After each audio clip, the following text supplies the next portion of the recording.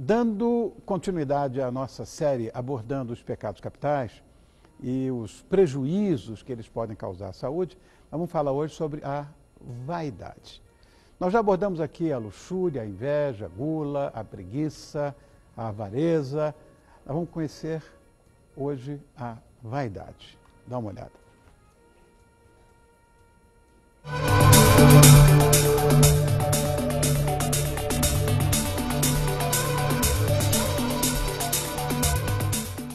De acordo com o dicionário da língua portuguesa, vaidade é o desejo incontrolável de atrair admiração ou homenagens para si. Uma qualidade do que é vão, ilusório, instável ou pouco duradouro. Também chamada de orgulho ou soberba, a vaidade é considerada o mais grave dos pecados capitais. Já a psicanálise vê a vaidade como sendo natural do ser humano e, quando em equilíbrio, promove a saúde e o bem-estar da pessoa. Mas e quando ela passa dos limites? E quando a vaidade se torna a causa de outros males?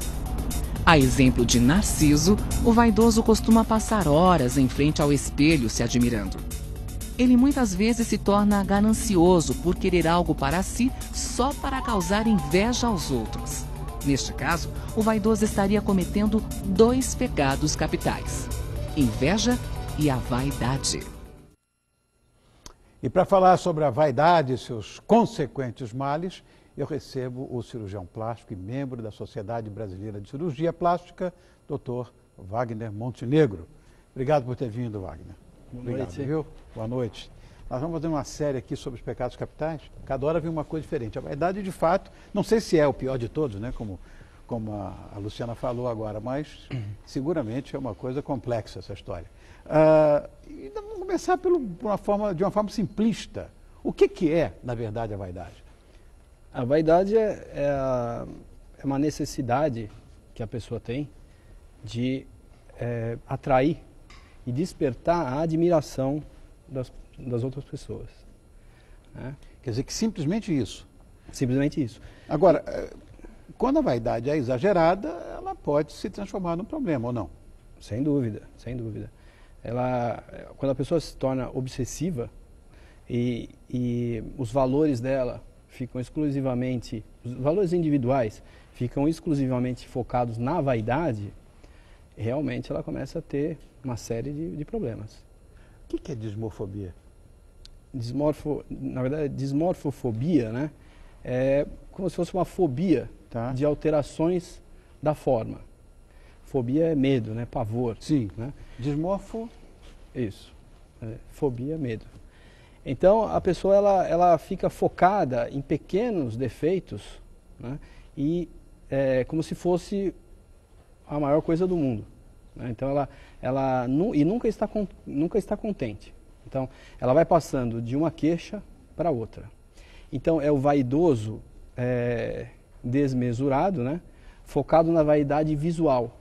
Porque existe, como ela mesma falou, existe a vaidade de ser reconhecido, vaidade de ser homenageado, né? Várias vaidades. Vaidades emocionais. Emocionais. E existe a vaidade visual, do seu visual. Então, quando a vaidade do visual, ela exacerba as outras, né? Ela começa a dar problema. Então, a pessoa, os valores pessoais acabam ficando em segundo plano. E ela fica focada e achando que todas as pessoas estão prestando atenção naquele defeito. Ela pode achar que está gorda, apesar de estar magra. Eu vi uma coisa na internet, inclusive, de uma menina que se via gordinha no espelho, a imagem do espelho. E ela meio gordinha, de calcinha e sutiã. Então a imagem está no espelho, aí a câmera vai recuando para uma menina absolutamente anoréxica, se achando daquele jeito, gorda, né?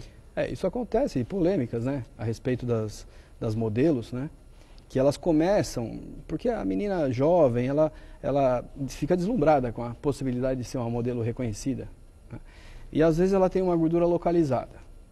Você vai lá no peso dela, está num peso bom, mas ela tem gordura localizada que herdou da mãe, né? Sim. Uma característica de corpo, genética. E o meio acaba dizendo assim, não, você tem que emagrecer para entrar dentro dos padrões. Sim. Né? E ela vai em busca disso. Né? E isso passa, depois de algum tempo, passa a se tornar uma obsessão. E a cirurgia plástica, ela, muitas vezes, ela resolve esse problema. Evita que chegue nisso, né? Tá. Então, porque essa pessoa, ela está fora do peso, ela está adequada. Ela tem só gordura localizada. Então, você faz uma lipoaspiração e resolve o problema dela. É claro que a gente sabe que tem muitas mulheres com essa história de dismorfofobia, que eu nem tinha ideia de que existia essa... Quer dizer, para mim isso era um neologismo, mas ele na verdade existe, né? Agora, sempre ouço mulheres que têm esse tipo de problema. Agora, os homens, com essa vida hoje competitiva, que existe em todos os níveis, né? Sociais, de emprego, econômicos, etc. Os homens também estão sujeitos a isso, não? Estão e cada vez mais. Meu Deus. O que se falava, a dismorfofobia do homem estava relacionado basicamente à vigorexia.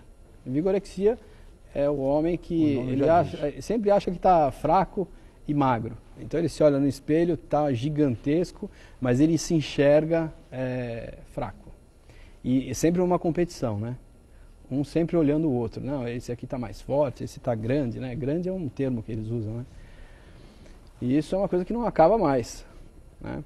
Mas hoje o homem, ele tem, não só isso, mas ele tem o mesmo tipo de problema, mesma obsessão com pequenos detalhes. Então tem homem que vai no consultório e fala assim, olha, doutor, dá uma olhadinha desse lado aqui.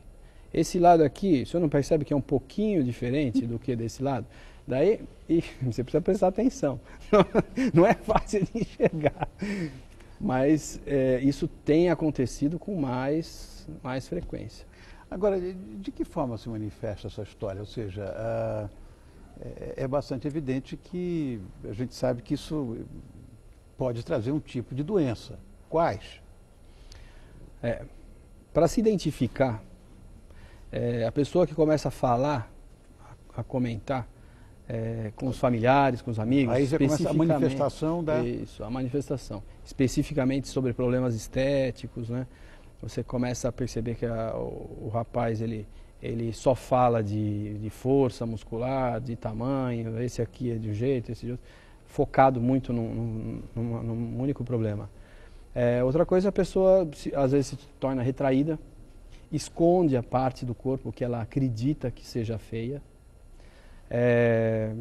Entre outros, esses são os principais, né? E a busca excessiva da solução daquele problema, de pequenas coisas que não se justificam, né? Que com a mulher isso leva normalmente à anorexia, tem a bulimia também. Bulimia. A bulimia não é só a paciente que se alimenta muito e depois vomita, que é o que se fala, Sim. né? Ela pode também buscar a solução desse problema fazendo ginástica excessivamente, né? Isso também é um tipo de bulimia. Não sabia. Na verdade, como é que a gente pode detectar que uma pessoa sofre dessa história de dismorfofobia? Basicamente, é quando ela começa a focar muito, né? Isso como você acabou de falar. Exatamente. Mas existe um sintoma clássico para a gente, sei lá, uma sintomatologia que para o médico é importante? Ou só essa parte? Não, são essas características juntas, né? Ah. Quando você associa vários dessas manifestações, né? É que você acaba fazendo o diagnóstico, né? Bom, a gente tem que ficar atento então a esses sintomas. Isso, exatamente. Normalmente, se começa a falar muito sobre determinado tipo de assunto, estou fraquinho, tem que usar aquelas camisetas, mamãe estou forte, aquelas coisas, né? Isso. E a menina que, embora esteja magrinha, acha que está gordinha. Mas toda mulher é assim. Não tem jeito, né? Mas o problema é que existem pessoas que elas focam exclusivamente os valores no seu aspecto visual, né? Deixando de lado o resto. Então, se ela não estiver perfeita, se ela não estiver simétrica, ela não vai ser aceita. Que coisa. Existe algum tratamento desse tipo de problema, fora a cirurgia? Bom, a cirurgia, na verdade, não é um tratamento para esse... Sim, radicaliza de vez, acabou com o problema. Não, ele muda. Esse paciente, ele não deve ser operado. Porque primeiro que aquela queixa, na maioria das vezes, não procede, né? E ele acaba, você resolve aquele problema, ele acha um outro. Ela acha que a face é assimétrica, coisa de milímetros. Daí você vai lá e resolve aquele problema. Não, ficou simétrico. Olha, doutor Wagner, o problema é o seguinte, eu percebi que ficou simétrico, mas agora essa assimetria dá a impressão que minha testa ficou um pouquinho maior. Entendeu? Então é uma coisa de detalhes assim. É um efeito dominó. Efeito dominó. Então esses pacientes não devem ser operados, né? Eles devem ser encaminhados para tratamento ou com psicólogo, psiquiatra, e muitas vezes tem que tomar medicamento. Meu Deus do céu. Bom, você está vendo? Então pare com essa bobagem, hein? Porque isso não vai dar certo. Nós estamos aqui e eu quero agradecer muito a presença do cirurgião plástico, membro da Sociedade Brasileira de Cirurgia Plástica, Wagner Montenegro, que esteve conosco para falar dessa maluquice, né, que é essa história da vaidade.